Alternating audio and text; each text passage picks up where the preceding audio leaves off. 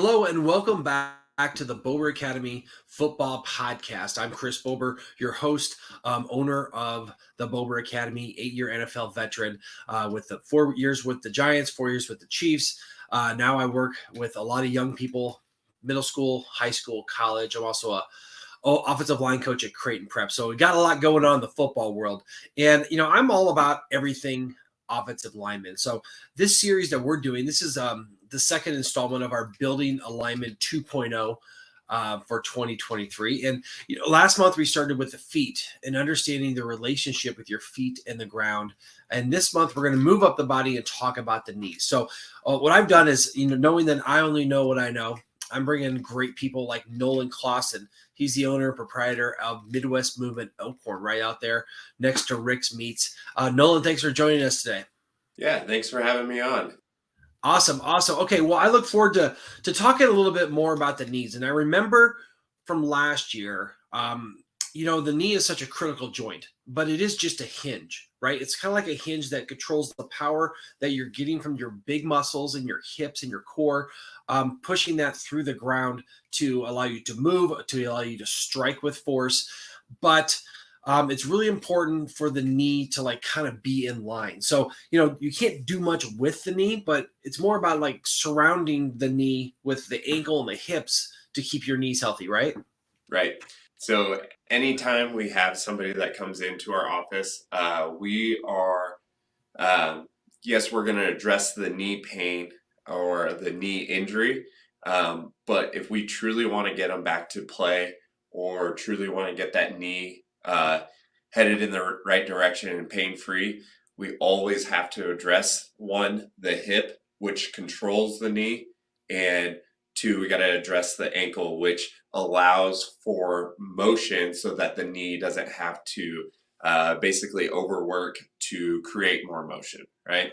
And you already addressed on this, but I'm going to bring out my pelvis and knee right here. And this knee joint really just bends. It's a little, but basically just bends forward and back like this, right? Yeah. Just goes back and forth.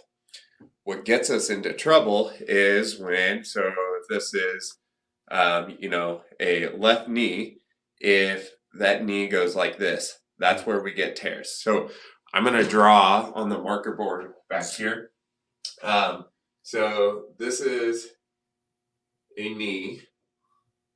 These are that marker is not very dark, so we're going to use one of these. Maybe you can see that better. Yep. Okay, so that is the knee joint. This is your femur, and this is your tibia, right? Everybody has an ACL and a PCL. Well, most everybody does, right? But those are like the two big, they're called the anterior cruciate ligament and the posterior cruciate ligament, ACL, PCL.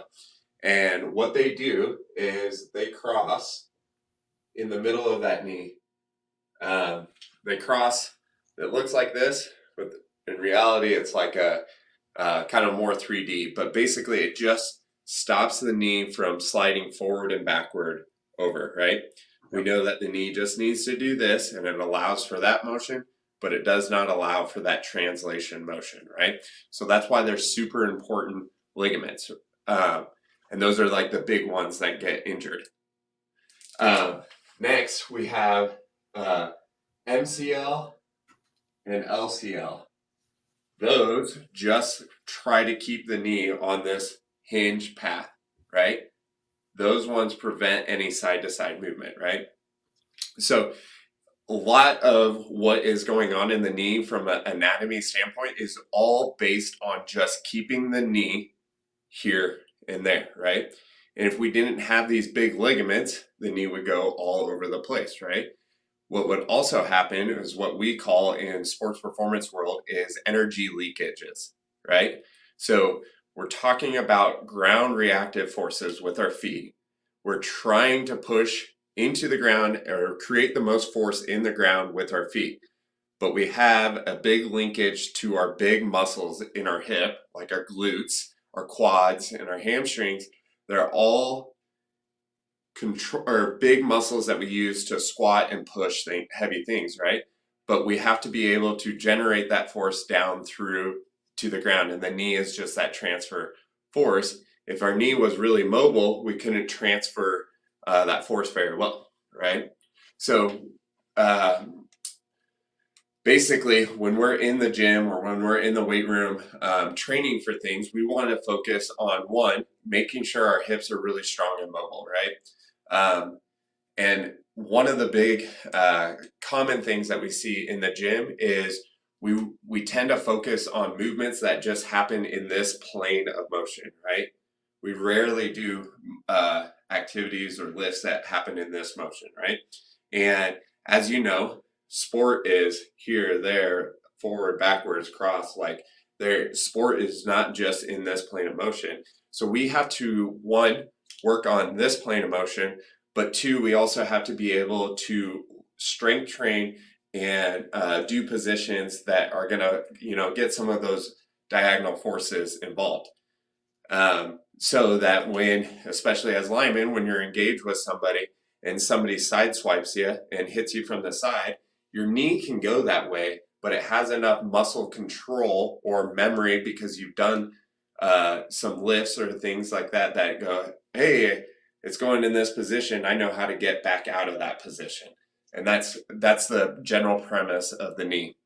So there isn't much that, there isn't much we can really do for the knee, but in order to keep our knees healthy, we want to work on, the joints and muscles surrounding it. So, you want to displace force, and that wants to be in line with that hinge.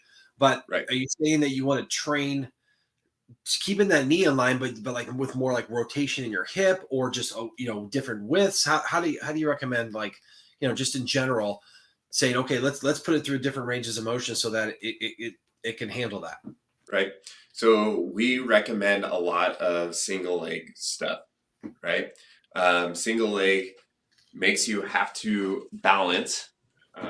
Disregard that my pelvis and knees don't have feet, but basically what we're going to do is we're going to start single leg squat activities. So we're just squatting on one leg, right?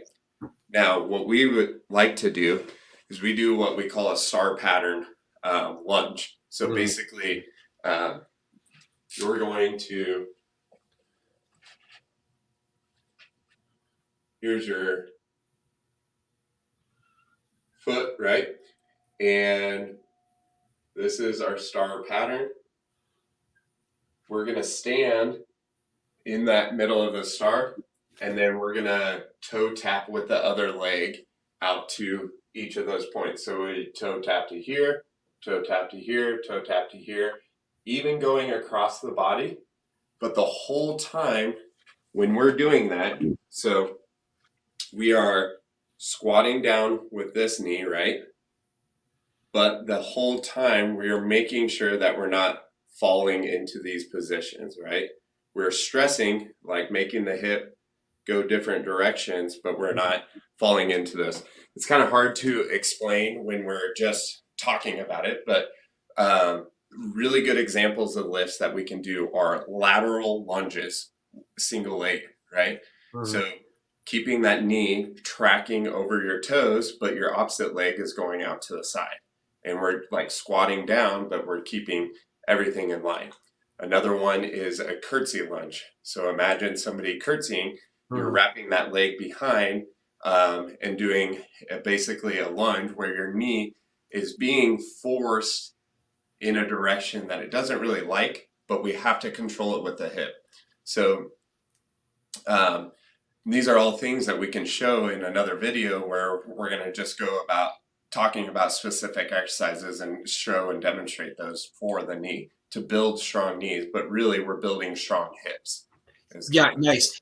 Yeah, of course, we have some exclusive content on our Patreon channel that we put in. We did one last month. We're going to keep doing that, and then we'll film one here for the knees as well. But let me ask you a question. When I see these lifters, especially like in high school, right? I mean, everyone's about like powerlifting and wanting to push the most weight, and I was guilty of that. In college, I squatted over 800 pounds, right? Which is cool, man. I got all this strength, but like, how do you balance that with like that pure pushing mass of squatting and those kind of things, how much did you balance that with what you're talking about, doing the functional stuff, the lunges and the not heavy weight stuff, but putting your knees in this example in different positions? Should you do like 2 or 3 times more of the functional stuff versus the weight stuff? What's your theory on that? So most weight rooms are and high school programs are pretty good at setting up this way. Like they do like a core exercise at the beginning of the workout, right? A back squat, a front squat, deadlift, things like that, hang cleans. All of those are really, really good lifts. You got two hands on the bar, you got two legs that you're going off of. And why those are good is because you can push and have heavy weight that is going to tax the nervous system, that is going to build strong muscles so that when you're pushing on a 400-pound lineman, you know how much weight like you can go against. Now, what sometimes I think some gyms or some programs kind of lack is those accessory type lifts, and I don't like that word accessory because I think it's foundational movements to doing single leg lunges, doing single leg box step ups, Bulgarian split squats, lateral lunges, curtsy lunges, single leg box jumps. Like all those things are really, really good because now you don't have a helper with your other foot and you have to control it, right? So I would say a ratio of like 3 to 1 in the weight room. So three types of activities that are single leg in a single training session or single arm. So this applies for upper body too. And then one activity that is double leg, really moving heavy weight, right? We gotta tax our body a little bit with heavy weight so that we can grow and get stronger. But there's research out there right now that talks about basically they took two groups of people. I'm sure you've heard me talk about this before, but they took two groups of people. They did max squats for both groups. One group went and did an 8-week training session of doing back squat, no single leg exercises. The other training group never put a bar on their back. They didn't do any back squats. They did all single leg exercises. Then they came back together at the end of 8 weeks and did a max out again. The group that was doing the single leg stuff outperformed the double leg stuff, right? And so what that tells us is we still build strength in single leg exercise activities. So don't diminish it because you can't lift as much weight. There's so much power in it because you have to control yourself on one leg. So yeah, and it's more functional power, but it makes sense to me to do the single leg stuff because while I teach my guys to have their both feet on the ground, it always happens when someone gets rolled up or something in a position. It is if you got both your feet on the ground, you're not going to be in a hard position. It's when that one foot's on the ground because someone sweeps you under or you're taking a step or something, and that's always when you're getting in that precarious position. So you got to train yourself for that because you got feet on the ground is what I say all the time. But there are times when your feet are off the ground, and it usually happens when it's in a bad position. So that strength to build that memory for your body to want to stay strong, I really love it. But before we kind of finish up, I wanted to ask you another thing because you're talking about the hips so much, and of course next month we're going to get into some really good stuff with the hips. And as a guy who had 2 hip surgeries, it's always one of my favorite ones. But you also mentioned talking about the ankle. Like, tell me the relationship, how the ankle affects your knees and everything too. So for lack of a better analogy, the knee is the redheaded beaten stepchild, right? It's basically it's between two really mobile joints, right? The hip is a ball and socket. It's supposed to move around. The ankle is supposed to move around like your wrist, right? And so what happens a lot is, so pretend this is my foot. We lack that motion in the ankle going forward, right? And when we lack that range of motion, basically the knee gets stressed. And so the knee has to try to either come up with an extra 3 degrees of range of motion, or that hip has to come up with that range of motion. If that hip can't do it, then the low back has to do it, right? So we talk about the feet, and the ankles kind of being our foundation, right? Mhm. If we really don't have that mobility in those ankles, basically it's just going to keep transferring up and just looking down or up the line and saying, "Are you going to help me out, or am I going to have to do this all on my own?" And so we want to make sure that we have good ankle range of motion. And I think I remember you talking about a coach just Yeah, looking at ankle range of motion. Coach Dick Vermeil. He's just won the Hall of Fame last year. He was my coach for the Chiefs. Legendary coach, obviously a Hall of Famer, Yeah, won a Super Bowl. When he would look at linemen, he would literally look at their ankle flexion and right. see how much range of motion he had, and that was his first criteria. Now, this is more like when you get to evaluate guys like coming out of the draft and maybe a little old school, but that was his thing. Is like, listen, you got to be able to bend your ankles so you can, so you can lower your hips and still keep your feet on the ground. And Right. for anyone that's listening to this or watching this, you got to click on our channel and go back and look at last month's, because we're building alignment. And when you build something, you build from the foundation, from the ground up. And if you don't take care of those feet and get that ankle flexion in there and have your feet on the ground, everything we're talking about, as you said, going up the line, it's all affected, right? And the knee is just the one that can't absorb those lateral forces or shearing forces. And that's why oftentimes you see so many knee injuries. I imagine if you go back and watch those, almost every single one of them is going to be a lack of strength or mobility or in a bad position above or below that knee, right? Correct. And I mean, some of these high school kids might not know who this guy is anymore, but RG3, Mm. Oh, he was just a extremely strong guy. He came out of the draft and everybody was like, "Oh, this guy is just gonna blow the NFL out of the water." And there was PTs and third-party associations that were looking at his vertical jump, and when he did a vertical jump, his knees were like touching together because he didn't have control of the hips. He had really strong hips, but he didn't have control of them. mm. And so when he basically went and had those knee surgeries, I'm like, "Oh, problem fixed, ACL rehab." Well, he just kept tearing it because they never went actually to the source of why ACL was getting stressed so much. So Yeah, they were that is, non-contact. yeah, it is a case study. I remember in the playoffs, it happened his first or second year, and that was the birth of Kirk Cousins after that. But he even Yeah. hurt and still tried to play through it. And then there's a picture. I think he posted it on Instagram right after the in the playoffs this year. And he showed, like, this is why you don't go back in the game when you have a bad knee. And he shouldn't have. But yeah, that's great stuff. All right, this is awesome. Again, we're gonna follow this up here really soon with some very specific exercises that are going to put your knee in a better position. Obviously we're going to we're going to have some links down in the bio for wherever you're finding this, whether it's YouTube. If you're on YouTube, you want to go down and click that subscribe button. On all our social media, like, follow, comment, retweet, whatever you guys do out there, whatever the kids do, as they say, smash that like button. That would really help. That would really help us.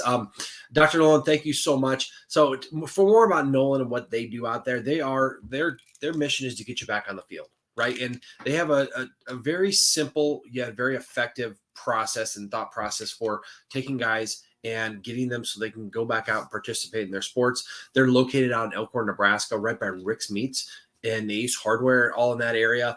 Helps a lot of good kids around here. Of course, they work on adults, and he's a chiropractor by trade too. So check them out. It's MidwestMovementElkhorn.com. Of course, you can find everything about the Bober Academy at BoberAcademy.com, and our handle on all our social medias is, of course, at Bober Academy. So, Dr. Nolan, thanks for joining us today. Really appreciate it. Look forward to continuing to build our knowledge and add to our toolbox to become better athletes and, of course, better offensive linemen. So we will see you next time. We really appreciate it. Check us out on social media. Give us some likes. We sure would appreciate it. Have a good one, Dr. Nolan. See you later. Thank you.